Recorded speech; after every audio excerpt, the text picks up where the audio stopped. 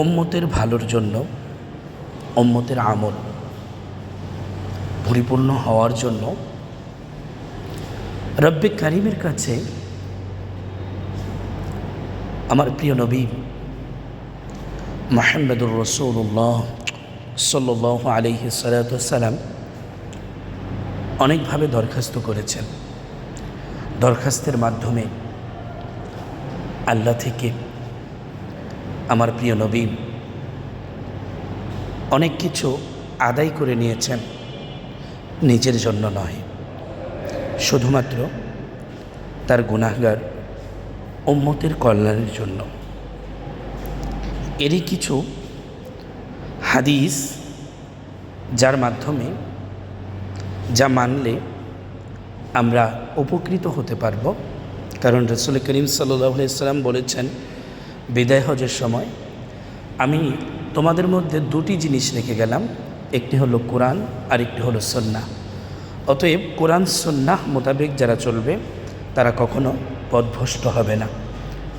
সম্মানিত ভিউয়ার্স, আজ আমরা কিছু হাদিস শরীফ আপনাদের সম্মুখে পড়ে শোনাব। 1 নাম্বার, আল্লাহকে ভয় করো যেখানেই থাকো না কেন। অন্যায় কাজ হয়ে গেলে পরক্ষণেই ভালো কাজ করো, তবেই ভালো কাজ অন্যায় মুছে দিবে। আর মানুষের সাথে ভালো ব্যবহার করো। তিরমিজি শরীফ। রাসূল করিম সাল্লাল্লাহু আলাইহি সাল্লাম আরও বলেন, সব কাজই নিয়তের উপর নির্ভরশীল। সহিহ বুখারী। তিনি আরও বলেন, প্রকৃত মুসলিম সে ব্যক্তি যার মুখের ভাষা এবং হাত থেকে অন্য মুসলমানগণ নিরাপদ থাকে।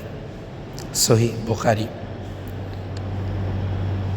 যে আমাদের সাথে প্রতারণা করে সে আমাদের দলভুক্ত নয়। মুসলিম শরীফ। যে আল্লাহ এবং আখিরাতের উপর বিশ্বাস রাখে সে যেন তার প্রতিবেশীকে কষ্ট না দেয়। বুখারী শরীফ।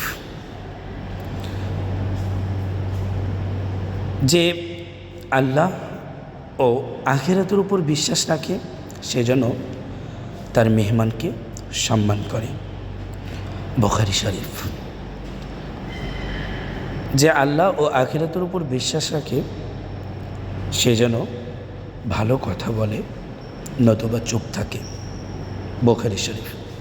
এ থেকে আমরা বুঝলাম যে রাসূল করিম সাল্লাল্লাহু আলাইহি সাল্লাম অত্যন্ত গুরুত্বপূর্ণ দিক নির্দেশনা আমাদেরকে দিয়েছেন। যদি আমরা সেগুলো মানি তাহলেই আমরা পথভ্রষ্ট হব না। আল্লাহ পাক আমাদের সকলকে বোঝা মানার তৌফিক দান করুক। সকলে বলি আমিন।